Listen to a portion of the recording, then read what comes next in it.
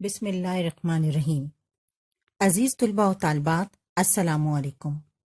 مجھے امید ہے کہ آپ سب خیر و عافیت سے ہوں گے۔ آج کی اس ویڈیو میں آپ کو نظم پیوستہ شجر سے امید بہار رکھ کی تشریح سمجھائی جائے گی۔ آپ اس بات سے بخوبی آگاہ ہوں گے کہ نظم ایک ہی عنوان پہ لکھی جاتی ہے اور اس کا ہر شعر دوسرے شعر سے مربوط ہوتا ہے۔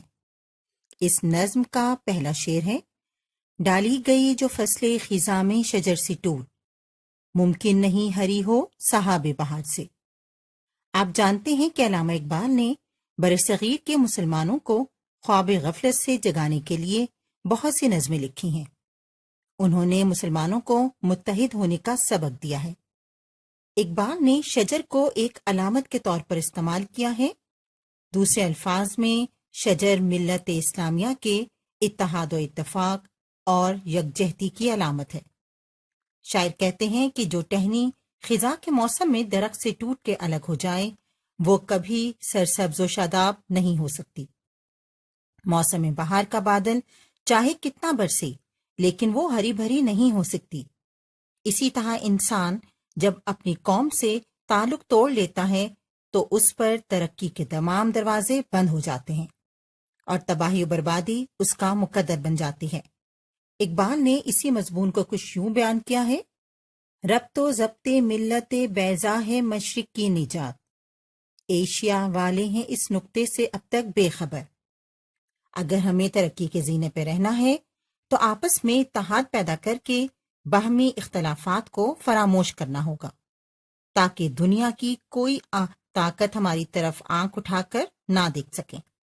اب ہم آتے ہیں شعر نمبر 2 کی طرف۔ ہے لازوال عہد خزاں اس کے واسطے، کچھ واسطہ نہیں ہے اسے برگ و بار سے۔ یہ نظم مقصدیت کا ایک عظیم شاہکار ہے۔ شاعر کہتے ہیں کہ جو شخص اپنے مرکز سے تعلق توڑ لیتا ہے اپنی انفرادیت کھو دیتا ہے اور وہ ہمیشہ ناکام و نامراد ہی رہتا ہے۔ ٹوٹی ہوئی شاخ کبھی ہری نہیں ہو سکتی، وہ ہمیشہ پتوں اور پھل سے خالی رہتی ہے، اس کی خوبصورتی ختم ہو جاتی ہے۔ علامہ اقبال کی شاعری عالمگیر اور آفاقی ہے جس نے مسلمانان ہند میں زندگی کی ایک نئی لہر دوڑا دی اور ولولہ تازہ پیدا کیا۔ انہوں نے مسلمانوں میں یہ شعور بیدار کیا کہ اگر وہ اپنا کھویا ہوا مقام و مرتبہ دوبارہ حاصل کرنا چاہتے ہیں تو اپنے اندر اتحاد پیدا کرنا ہوگا۔ حدیث قدسی ہے کہ مسلمان ایک دیوار کی مانند ہے جس میں ایک اینٹ دوسری اینٹ کو طاقت بخشتی ہے۔ اقبال نے اس مضمون کو کچھ یوں بیان کیا ہے: قوم مذہب سے ہے، مذہب جو نہیں تم بھی نہیں، جذبے باہم جو نہیں محفل انجم بھی نہیں۔ یعنی علامہ اقبال نے اس شعر میں بھی یہی سبق دیا ہے کہ ٹوٹی ہوئی شاخ ہمیشہ خزاں کا شکار رہتی ہے۔ اس شاخ بریدہ کا پتوں اور پھلوں سے کوئی تعلق نہیں رہتا۔ ملت اسلامیہ سے پیوستہ رہ کر ہی مسلم نوجوان سرخرو ہو سکتا ہے۔ اب ہم آتے ہیں شعر نمبر 3 کی طرف۔ ہے تیرے گلستان میں بھی فصل خزاں کا دور، خالی ہے جیب گل زرے کامل عیار سے۔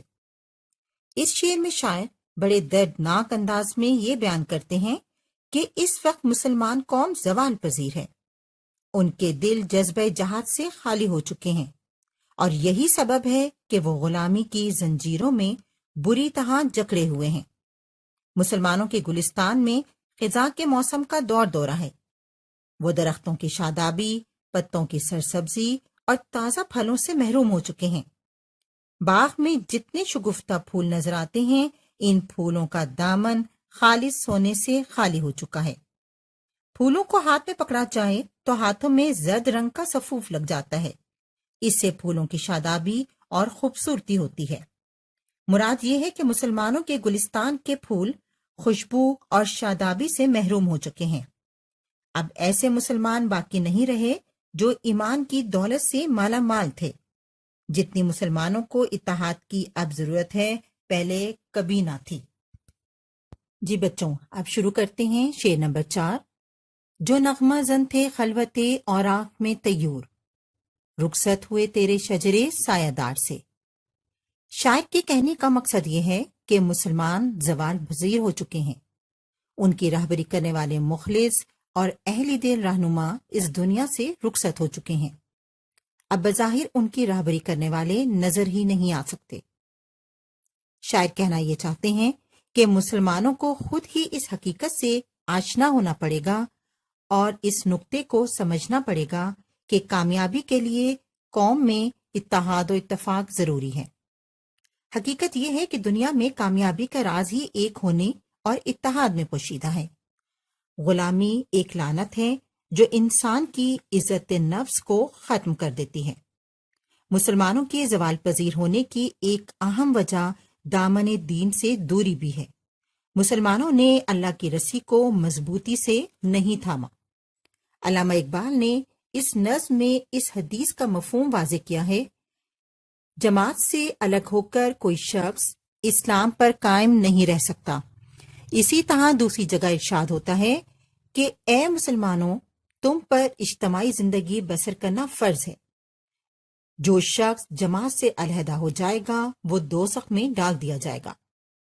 قرآن پاک میں ارشاد ربانی ہے، تم سب مل کر اللہ کی رسی یعنی دین اسلام کو مضبوطی سے تھامے رہو اور تفرقے میں نہ پڑو۔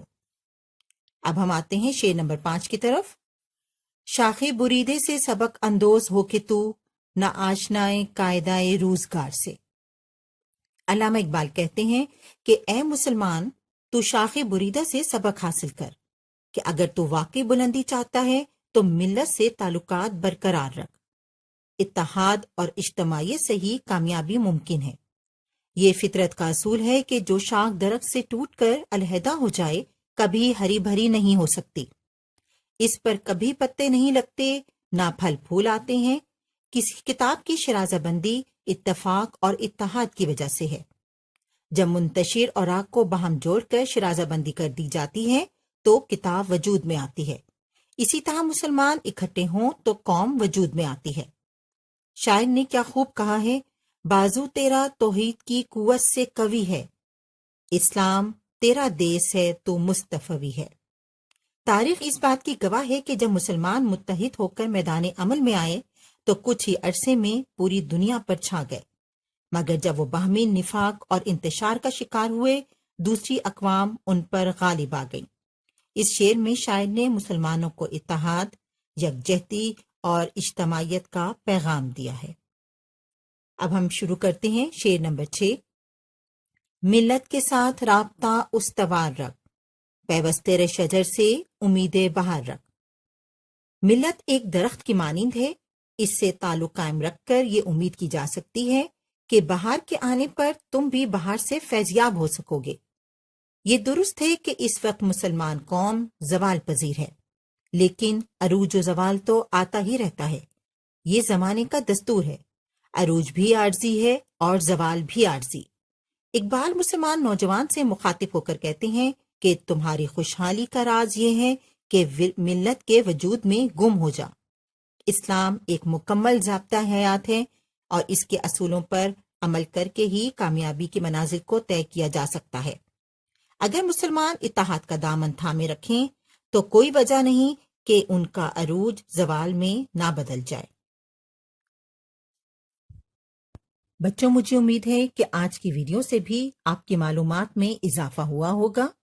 اس نظم کے الفاظ معنی، مرکزی خیال اور اس نظم کی مشق کے دیگر سوالات بھی ویڈیو میں موجود ہیں۔